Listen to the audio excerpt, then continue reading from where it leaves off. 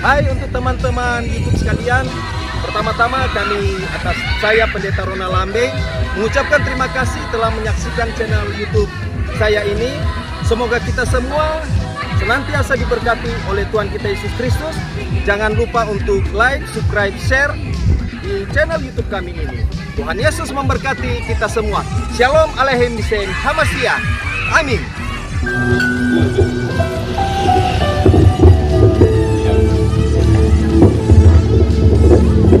Shalom, Shalom, salam sejahtera bagi kita semua di dalam Tuhan kita Yesus Kristus.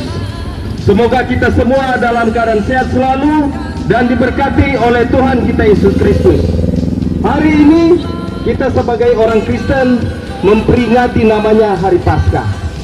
Sebagai orang Kristen, mari kita mempersiapkan diri kita dan kita harus lebih mendekatkan diri kepada Tuhan.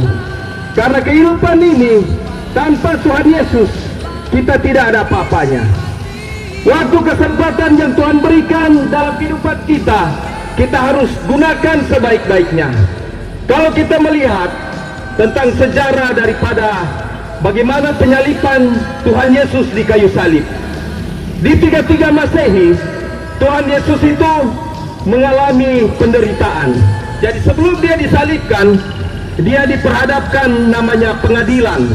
Pengadilan itu di dalam Keyahudian disebut Sanhedrin. Karena Tuhan Yesus sebenarnya kalau kita ikuti, dia tidak pernah berbuat salah. Dia tidak pernah melakukan hal-hal yang menyangkut namanya kriminal. Tetapi Tuhan Yesus datang ke dunia ini untuk menyelamatkan orang yang berdosa. Allah mengutus Yesus ke dunia ini agar supaya hubungan antara manusia dengan Allah terjalin. Roma 3 ayat 23, karena semua orang telah berbuat dosa dan telah hilang kemuliaan Allah. Disinilah Yesus hadir ke dunia ini untuk menyelamatkan umat manusia dari belenggu dosa.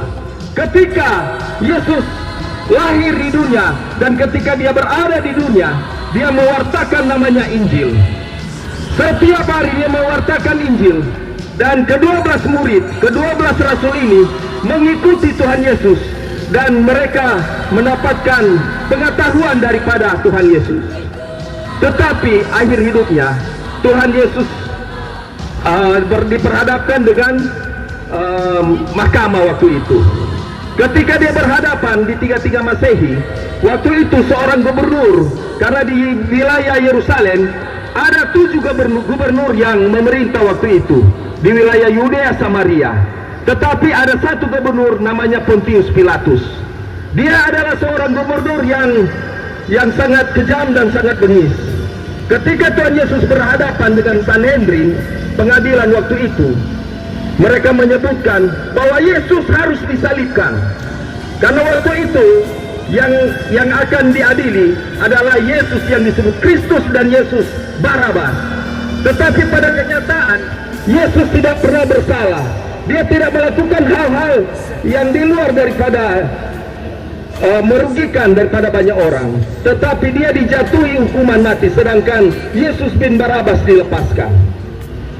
Ketika dia berhadapan dengan hukuman yang ada, kalau kita lihat, kalau orang Mbak film penyaliban daripada Tuhan Yesus, dia itu dicambuk. Yesus itu ditelanjangi, tetapi ditutupi auratnya. Ada satu palang di mana Tuhan Yesus harus dihukum sebelum dia dihukum mati. Jadi dicambuk dengan para algojo ini, mereka bergantian untuk menghukum dia, sehingga kulitnya itu memar. Dicambuk berapa kali sampai kelelahan sang algojonya. Tetapi apa yang dilakukan Tuhan Yesus? Dia tetap bertahan. Kalau mau pikir, kalau kita sebagai manusia biasa diperhadapkan dengan hukuman semacam itu tidak mampu. Kemudian yang kedua, cambuk yang kedua, ada semacam cemeti satu, tetapi dia ada sekian jari. Jari-jarinya di ujung itu ada semacam paku. Jadi ketika cambuk itu menghantam ke kulit daripada sang hukuman, yaitu Yesus, itu bisa tercabik-cabik dagingnya. Tetapi apa? Tuhan Yesus tetap bertahan. Dia tidak pernah menyerah. Dan yang cambuk ketiga, itu di ujungnya itu ada kait. Jadi kalau dia kena di daging itu bisa tercabut dagingnya. Bayangkan itu dicambuk berkali-kali. Tetapi kalau kita lihat, para arkeologi juga para ilmuwan, profesor, mereka melihat, kalau mereka pelajari, ternyata penghukuman dari cambuk Tuhan Yesus ini tidak seperti yang kita lihat di film. Bahkan dicambuk itu pakai kait itu sampai daging itu tercabut. Jadi bentuk daripada tubuh daripada Yesus itu sudah tidak berbentuk lagi. Sampai-sampai itu Yesus mandi darah. Selanjutnya setelah hukuman cambuk, dia dipakai dengan mahkota duri. Ukuran panjang daripada duri yang ada itu bisa menembus tengkorak. Alangkah baiknya Tuhan Yesus. Dengan kehadiran Tuhan Yesus di dunia, dia itu tidak pernah memperhitungkan kita sebagai manusia. Dan setelah dia mengalami hukuman semacam itu, dia memikul salib, jalan yang namanya Philadelphia, sampai ke puncak Golgota. Sampai di atas dia dipaku kedua tangannya itu. Sebelum dipaku tangannya yang satu itu ditarik. Istilah orang kalau sudah ditarik itu sampai putus persendian. Betapa sulitnya, betapa susahnya. Tetapi Yesus sang firman yang hidup, dia adalah sang Pantokrator penguasa tunggal, merelakan dirinya mati untuk kita. Dan dia mati, di sebelah kanan kiri ada dua penjahat namanya Dismas dan Gestas. Tetapi mereka mengatakan dia tidak pernah bersalah. Dia tidak melakukan hal-hal yang menyangkut kriminal. Tetapi Tuhan Yesus memberikan nyawanya mati untuk kita. Bagaimana kita sebagai umat manusia? Kita sebagai manusia menanggalkan setiap kehidupan yang lama kita. Karena kehidupan kita hanya tergantung kepada Yesus Kristus. Sebab dialah jalan kebenaran dan hidup. Ego ini Herodes, kahai alateia kahai Odes arketai proston patere. Eimedemu artinya, akulah jalan kebenaran dan hidup. Yesuslah jalan kebenaran dan hidup. Tidak ada seorang pun yang bisa sampai kepada Bapa tanpa melalui aku. Karena Yesus itu jalan satu-satunya keselamatan umat manusia. Kita tidak tahu kapan waktunya. Tuhan Yesus memberikan kesempatan untuk kita. Kita datang kepadanya. Karena hanya di dalam Yesus Kristus keselamatan, jaminan keselamatan bagi umat manusia ada. Kita tidak tahu kehidupan kita seperti apa. Kehidupan ini, dunia ini sudah tidak baik-baik saja. Di media sosial saya sampai nonton sampai menangis. Ada seorang ibu, dia meninggalkan anaknya sampai 10 hari. Anak yang masih kecil bayi ditinggalkan, dia telepon baby sister. Ternyata itu baby sister itu ternyata dia tidak jaga itu anak sampai 10 hari. Itu kejadian di Amerika. Sampai itu anak bayi itu kasih tinggal di box. Dia sudah kelaparan, menangis. Ada compeng itu, dia isap compeng itu, menangis terus. Gara-gara seorang ibu meninggalkan cuma gara-gara dia cari kesenangan dengan teman prianya. Akhirnya anaknya dikasih tinggal di box sampai kelaparan. Sampai itu anak kecil itu, karena dia mau ingin bertahan, dia makan sampai dia kotorannya. Akhirnya dari 10 hari 9 hari dia meninggal. Kasihan, dunia ini sudah semakin hari sudah semakin jahat. Kita harus kembali ke jalan Tuhan. Tuhan Yesus masih memberikan kesempatan untuk kita. Rubahlah hidup kita, kembalilah ke jalan yang benar. Karena waktu kesempatan kita singkat. Kita tidak tahu waktu kita hari ini, mungkin besok atau lusa. Walaupun kita hidup, orang bilang, oh kita punya apa-apanya.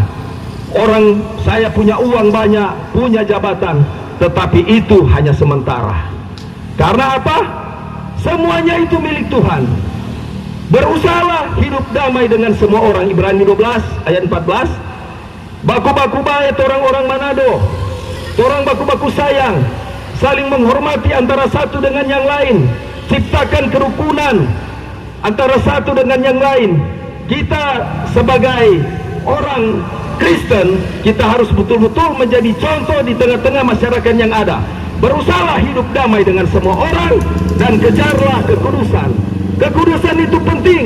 Jaga hati kita, jaga pikiran kita, jaga mulut kita, jaga mata kita, segala sesuatu kita jaga, agar supaya kehidupan kita betul-betul hidup sesuai dengan perintah Tuhan. Karena apa? Jangan kita mengandalkan diri kita, menganggap kita kuat. Tanpa Tuhan kita tidak punya apa-apanya. Di hadapan Tuhan kita tidak ada apa-apanya. Sebab kita hidup di tengah-tengah dunia ini hanya mengandalkan Tuhan.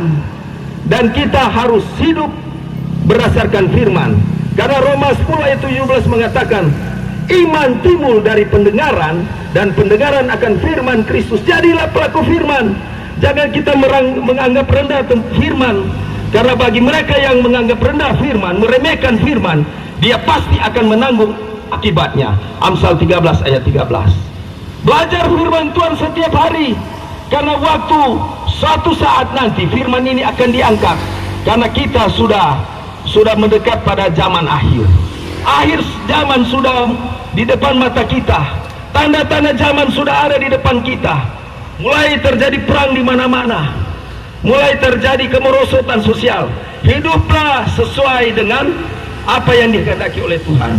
Mari kita sebagai orang Kristen, kita mempersiapkan kehidupan kita. Di hari Paskah, hari kematian Tuhan Yesus, kita memaknai sehingga kita senantiasa selalu berada di dalam kehidupan Tuhan. Dan saya tutup di dalam Yohanes 3 ayat 30. Biarlah dia semakin besar, kita semakin kecil. Biarlah dia semakin bertambah-tambah, kita semakin berkurang-kurang. Nama Yesus yang dipuji, dimuliakan, disembah, dan diagungkan. Shalom Aleichem Bisem Hamasiah Kristos Anesti Alitos Anesti. Amin.